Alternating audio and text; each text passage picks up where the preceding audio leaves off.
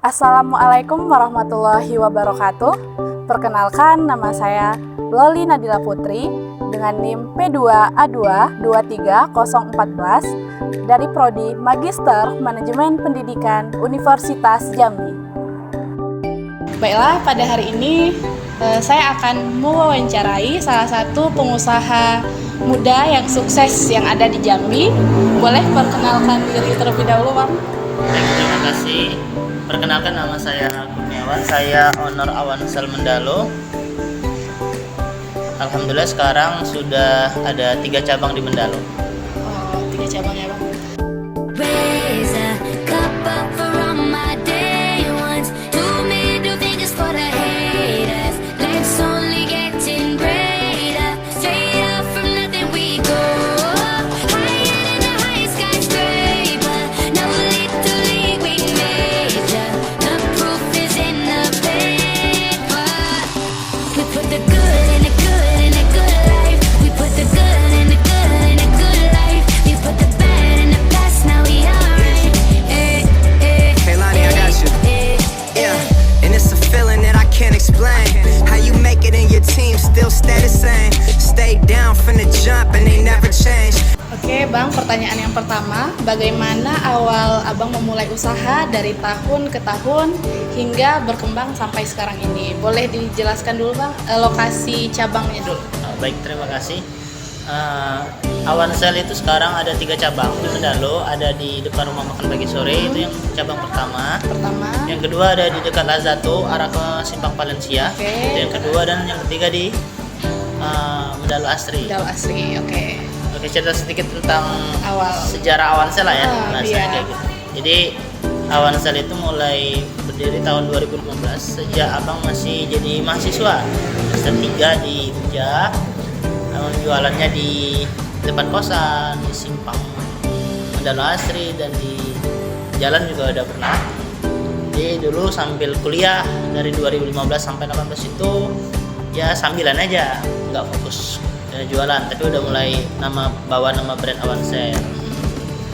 Setelah kuliah tahun 2018 wisuda akhir, itu 2019 awal Abang coba untuk buka usaha di Simpang Valencia. Nyoba sewa-sewa ruko dulu di sana, kalau nggak salah 3 bulan 3 juta. Bertahan sampai 6 bulan di sana. Itu kebetulan ada teman yang over kontrak, sekalian tempat, sekalian peralatannya. Deg-degan juga itu kan mau coba, karena modal terbatas kan. Memang dari Abang awal kuliah itu dari semester 3 memang nggak minta uang kuliah lagi, tapi pakai uang bidik misi sama uang jualan tadi. Lalu 2019 Abang coba pindah tempat ya, tadi dari Simpang Valencia itu pindah ke depan rumah makan pagi sore 2019. Buka usaha di sana, sewa ruko pakai uang arisan kurang lebih 15 juta. Jadi 1 tahun itu cuma coba pakai bayar uang arisan aja. Tahun itu nggak dapat cuma untuk bayar uang arisan. Terus 2020 karena udah mulai rame, coba buka cabang tuh Awansel 2 di dekat Simpang Valencia tadi.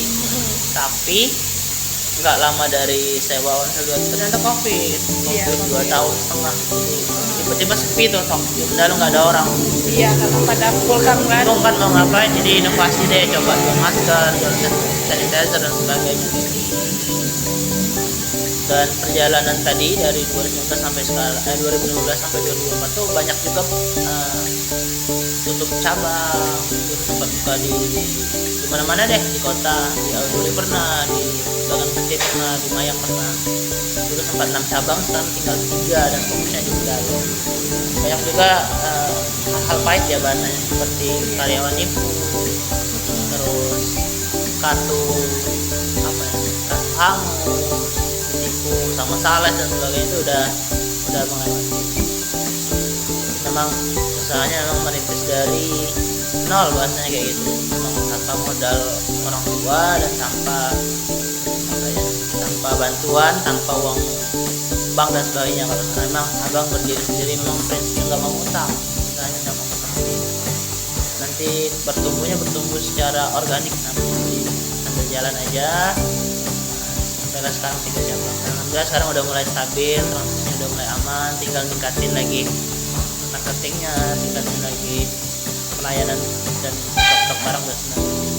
Itu aja sih cerita singkat dari Awalsel dari 2015 sampai 2024. Berarti sekarang udah ada 3 cabang ya, Bang? Iya, ada 3 cabang sekarang. Jumlah karyawannya berapa, Bang? Jumlah karyawan sekarang 12. 12. Dan kebetulan banyak mahasiswa yang direkrut dan pakai 2 shift. Ada jam 7 sampai jam 4, jam 4 sampai jam 10 malam. Dan rata-rata yang shift dari sore ke malam tuh mahasiswa. Mereka sambilan kerja, sambil isi uang, dan juga itu membantu mereka juga bantu abang kan. Bidang marketing kan anak-anak Gen Z itu pintar buat konten ya. Iya. Kalau diajarin mereka lebih pro gitu. Jadi ada timbal baliknya kayak gitu. Oke. Pertanyaan selanjutnya, Bang, bagaimana abang mencari ide memulai usaha abang ini? Oh, gitu. Kalau ditanya ide, itu abang dulu pas SMA tuh udah jualan pulsa di sekolah. Berarti dari SMA ya? Dari SMA udah mulai jualan pulsa, nagih kelas-kelas. Terus pas kuliah tuh kan ngerasa banyak waktu kosong ya. Kebetulan prodi abang tuh pendidikan sejarah tuh santai kuliahnya. Paling ngeresum 1 lembar. Kalau PowerPoint suruh temen yang buat kan. Jadi abang ngerasa kok banyak yang kosong ya waktunya. Jadi berpikir tuh gimana sih cara cari uang gitu kan. Sebelumnya udah jual pulsa dari semester 1 ke 2 itu kan. Iya. Terus kayaknya buka counter seru nih kan, karena udah ada basic jual pulsa tadi kan di depan kosan dan nggak bayar sewa lagi kan. Terus ngumpulin lah orang tua kan, Pak kami mau jual pulsa, dikasih lah modal 1 juta untuk beli etalase sama perlengkapannya. Disitulah mulai idenya pengen jualan dari sore ke malam, dari balik kuliah gitu kan. Kalau ide awalnya ya, itu ide awal, daripada waktu kosong mending usaha gitu kan. Dan gak nyangka juga bisa sampai tahap ini karena udah panjang juga ceritanya kan. Karena dulu ngerasa kayak sambilan aja, ternyata sampai akhir-akhirnya malah jadi fokusnya ke dunia usaha bukan ke dunia pendidikan kayak gitu kan. Ya udah deh, kayaknya harus terjun banget deh ke usaha, jangan tanggung-tanggung kan. Kalau mau jadi entrepreneur kayak gitu. Kalau sekarang sih idenya udah mulai banyak karena udah banyak teman. Ada juga ikut komunitas tangan di atas, komunitas para pengusaha di Jambi kan. Terus juga sering ikut-ikut kayak baca buku tentang entrepreneur, nonton video entrepreneur dan sebagainya. Jadi ide itu semakin banyak gitu. Dulu kan cuma jual pulsa sama kuota ya. Kalau sekarang udah peralihan ternyata udah pembayaran, bayar angsuran, tagihan, bayar PAM, WiFi dan sebagainya. Terus transfer bank ke semua bank. Terus yang sekarang lagi banyak tuh kayak dana, aplikasi dana, isi dana, tarik dana, Shopee, GoPay gitu. Kalau kita nggak beradaptasi tadi bisa saja ya mungkin ya omsetnya berkurang dan bisa tutup kalau nggak bisa cepat adaptasi. Jadi harus harus punya ide-ide baru terus. Ini apalagi nih mau jual nih kayak gini. Sekarang mungkin abang udah jual masker, jual parfum, jual terus bayar UKT dan sebagainya. Pokoknya apa yang dibutuhin konsumen abang coba cari informasinya gimana. Itu aja sih ide awal. Pertanyaan yang ketiga, bagaimana awal mula abang mendapatkan modal usaha? Awal mula buka usaha itu kan di semester 3 ya. Semester 3 itu kebetulan abang itu lulus bidik misi pengganti. Jadi modal usahanya dari uang bidik misi. Oh gitu. Dan karena abang semester 3 udah nggak minta uang kiriman, jadi modal usahanya emang dari uang bidik misi. Jadi dari uang bidik misi tadi modal usaha. Kalau di awal ya, kalau di perjalanan sempat juga kayak ada kakak naruh uang investor kayak gitu 15 juta sempat. Terus tadi abang udah sempat cerita pernah pakai uang arisan 15 juta. Itu sih, cuman selebihnya nggak ada. Jadi awal-awalnya dari uang bidik misi. Terus pernah ambil arisan sama pernah kakak abang nanam uang gitu, investor gitu kan ke usaha abang. Itu aja sih teman. Kalau abang belajar modal usaha itu bukan berbentuk uang aja. Mungkin teman-teman adik lah tahu kan, mungkin abang kasih tahu sedikit. Yang namanya modal itu banyak. Kita itu termasuk modal. diri kita itu termasuk modal. Kalau modal usaha kan kaitannya dengan uang ya. Iya. Kalau terjemahan abang bukan uang aja, termasuk diri kita, relasi kita, terus pengetahuan kita tentang usaha tadi, mau belajar, itu termasuk modal. Jadi modal nggak itu harus nggak harus tentang uang. Banyak kan usaha yang nggak pakai modal, jadi reseller contohnya, terus jadi bantu jualin produk apa gitu, bantu jual rumah, kan nggak pakai modal uang kayak gitu. Jadi ya nggak ada halangan sih kalau mau jadi entrepreneur menurut abang, selagi ada kemauan pasti ada jalannya kayak gitu. Jadi banyak tuh pebisnis pemula ngeluhin nggak ada modal, padahal kalau dikasih modal pun belum tentu dia jalan usahanya. Iya. Jadi itu cuman apa ya, mindset negatif yang harus dibuang kalau mau buka usaha. Modal usaha itu nggak cuma bentuk uang, jadi banyak macamnya. Bisa banyak teman, itu juga modal, pengetahuan, mau belajar, relasi dan sebagainya, itu juga termasuk modal. Dan memang terasa sampai sekarang, memang dengan modal yang seadanya kan, sekarang udah mulai lumayan ada, dan ditambah dengan mungkin abang belajar ilmu keuangan, belajar marketing dan sebagainya, kan itu modal juga. Bahkan ibarat tuh kalau di abang belajar tuh brand itu ada harganya. Brand Awansel misalnya, harganya berapa, brand yang lain berapa, brandnya yang ada harga, bukan modal uang usaha sih. Apalagi harus kayak gini kan udah harus jaga reputasi, jaga nama baik, jaga pelayanan, kan jangan sampai nanti malah turun dan negatif. Itu aja sih. Pertanyaan selanjutnya, apa saja tantangan ataupun rintangan yang sudah abang lewatin selama mengembangkan usaha abang ini? Kalau ditanya tantangan dan rintangan, kayaknya banyak deh. Wah, seru Banyak nih ya. kayaknya. Soalnya dulu awal buka usaha itu kan depan kosan tuh. Depan kosan itu kan etalase taruh di depan rumah. Iya, Kadang hujan, kadang panas. Itu udah kayaknya udah makanan sehari-hari deh. Belum lagi terus pernah jualan di Simpang Mandala Astri. Itu kan sering banjir dulu kalau hujan deras, hujan badai. Dulu jualan yang di Simpang Mandala itu pakai terpal ya. Oh iya. Kadang kalau hujan badai itu megangin terpalnya gitu kan, goyang sampai kayak hanyut gitulah, sampai setinggi lutut gitu kan. Itu yang tantangan yang ini ya, awal-awal usaha. Kalau tantangan yang udah jalan banyak juga ya, kayak tantangan ditipu, lalu karyawan berhenti, terus ada masalah sama polisian, misal kayak pernah kemalingan. Oh pernah ya juga kemalingan? Ditipu sama sales, itu juga pernah, itu tantangan juga ya. Iya. Jadi memang apa ya, banyak sih dari usaha itu memang banyak tantangan sama rintangan. Kalau kita bisa bertahan, insya Allah memang jalan ya. Resiko besar, dan kalau berhasil pun besar gitu. Itu sih, dan tantangannya itu kebanyakannya itu karena mungkin belum banyak pengetahuan tentang dunia usaha kemarin di awal-awal. Terus, ya itu jadi agak susah gitu kan. Tapi kalau sekarang udah belajar, sudah coba buka mindset entrepreneur, jadi lebih mudah mau belajar terus kayak gitu. Itu sih termasuklah tantangannya. Kalau menurut abang bayar sewa itu termasuk tantangan kan, karena Semakin naik ya.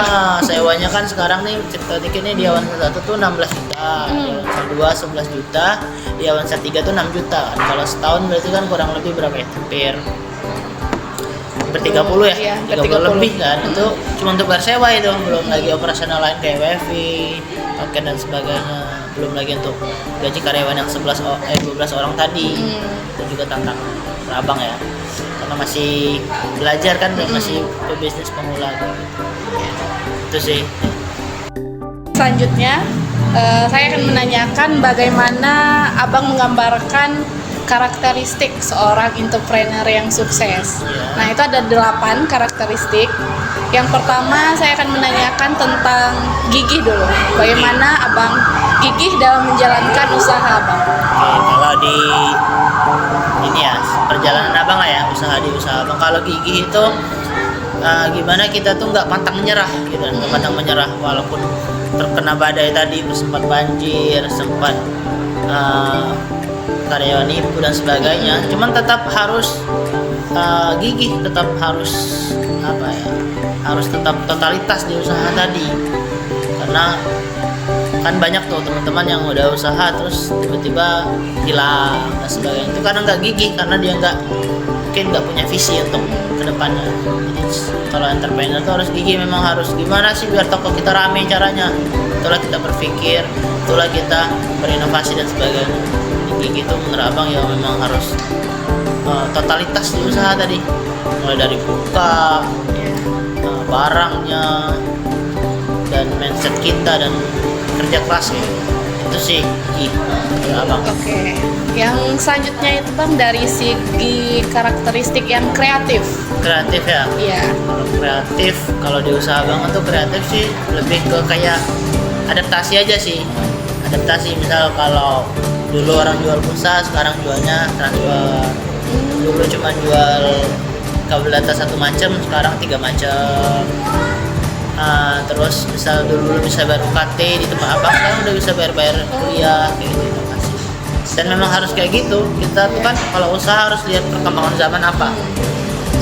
Termasuklah juga marketingnya kan. Misal buat konten itu kan harus sesuai dengan apa sih yang disukain sama penonton kan, apa yang lagi viral. Makanya kita lihat kalau di sosial media itu konten-konten viral tuh kalau kita buat konten tentang usaha kita dapat dapat respon, dapat wah keren nih usahanya, bisa sesuai dengan perkembangan zaman kayak gitu. Sekarang juga abang lagi coba inovasi kreatif tuh, coba transaksi online sih. Jadi teman-teman nggak perlu beli di konter, itu bisa chat admin, nanti bisa bayar via transfer, via dana gitu kan. Itu kan termasuk yang belum ada di konter lain menurut abang ya. Iya. Jadi kreatifnya di situ aja sih. Oke, selanjutnya Bang yang ketiga itu karakteristik bertanggung jawab. Tanggung jawab kalau abang sebagai owner sekarang sih gimana sih keberlangsungan konter tadi bisa berjalan dengan baik kan, mulai dari buka sampai tutup, termasuk juga gaji karyawan, termasuk juga sewa. Itu kan tanggung jawab juga menurut abang. Terus tanggung jawab bagaimana biar kontennya juga rame ya kan, itu nggak dipikirin sama karyawan abang kan, yang abang pikirin bagaimana kontennya rame, abang bisa gaji karyawan, bisa bayar sewa dan sebagainya. Itu tanggung jawab yang besar menurut abang kan, karena abang sendiri kan usaha ini, jadi untuk tanggung jawab ke usahawan tadi. Oke, selanjutnya yang karakteristik pada bagian ingin tahu. Ya, jadi kalau kita usaha tuh kita harus ingin tahu kan tentang dunia konter, misalkan apa aja sih yang perlu diperluin di konter, mulai dari voucher, kartu, aplikasi jualan. Jadi kalau kita mau jadi entrepreneur, misal ada mau jadi pengusaha makanan, harus tahu tuh ambil misal pisang goreng, ambil pisangnya di mana, beli perlengkapannya di mana, terus apa-apa aja yang diperluin untuk usaha, termasuk mungkin tempat sewa dan sebagainya. Jadi kita harus pengen tahu terus tentang usaha kita, jadi biar terus bertumbuh dan terus berkembang. Oke, selanjutnya karakteristik berorientasi pada tujuan. Jadi kalau kita usaha itu harus ada tujuan, jadi biar semangat walaupun belum sampai, kita harus coba terus gitu. Kalau di usaha itu setahu abang itu namanya visi. Visi itu tujuan yang ingin kita capai. Misal visi abang 1 tahun ke depan misalkan punya cabang 6, itu visi kan, jadi kita semangat punya tujuan. Atau punya omset 500 juta misalkan, itu termasuk visi. Jadi kita dengan tujuan tadi kita bakal berpikir bagaimana bisa tercapai tujuan tadi. Kita tingkatin barang, tingkatin value usaha kita apa-apa aja, mulai dari pelayanan, produk dan sebagainya kayak gitu. Oke, selanjutnya karakteristik pada bagian mandiri. Mandiri ya. Kalau abang sih emang dari awal emang usaha kan pengen mandiri ya. Niat awalnya pengen mandiri. Jadi mandiri ini kalau menurut apa sih bahasanya nggak mau ngerepotin orang gitu kan. Kalau kita usaha tuh coba deh kita nggak ngerepotin orang, nggak minjem duit teman untuk usaha kan, biar nggak mandiri. Dan harus mau belajar mandiri, belajar gimana sih kelola usaha kita, nonton YouTube lah, baca buku dan sebagainya. Kan harus mandiri. Usaha kita kan yang bertanggung jawab penuh tuh kita sendiri. Jadi jangan sampai kita usaha kita nyalain usaha orang lain, karena kita nggak bisa ngerubah usaha orang lain. Jadi yang kita rubah itu usaha kita sendiri. seperti itu. Oke. Selanjutnya karakteristik mengenai percaya diri. Percaya diri ya. Oke, kalau percaya diri itu harus ya. Kalau kita Iya. usaha, kita harus percaya diri sama usaha kita. Gimana orang mau datang, mau percaya, kalau kita aja nggak percaya diri. Nah, jadi kalau kita buka usaha nggak usah malu-malu, nggak usah takut dan sebagainya. Karena itu juga apa ya? Itu yang bakal menggerakkan kita. Kalau kita percaya diri, saya yakin kok dengan usaha ini, insya Allah jalan. Jadi teman-teman orang lain yakin gitu kan. Kalau kita ragu, nggak pede sama usaha gitu, kayaknya tutup aja deh usahanya. Itu malah efeknya negatif ketika usaha kita. Kalau kita aja sendiri nggak pede, gimana orang mau beli sama usaha kita? Ya kan? Orang mau beli tempat kita itu kan karena percaya. Iya. Percaya rasanya enak, percaya di situ lengkap barangnya, percaya pelayanan baik dan sebagainya. Kayak gitu.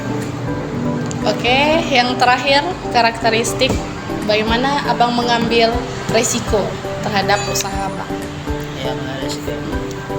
Ya salah satunya tadi ngambil uang arisan tuh resiko juga karena nggak punya modal. Tiba-tiba ngambil uang arisan dan bayarnya pakai uang hasil jualan kan.